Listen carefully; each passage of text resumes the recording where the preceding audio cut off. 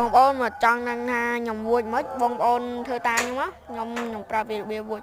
មកបងយើងដូរប៉ាទីគេដល់សារយើងហ្នឹងគេវាយយើងដៃពេលយើងចូលទៅវិញហើយយើងធ្វើដូចរាប់តាមពីគេចឹងតែខ្ញុំគិតថាវួចបោតែមើលទៅអានោះវួចអីចឹងទៅខ្ញុំណាវួចខាងនេះវិញ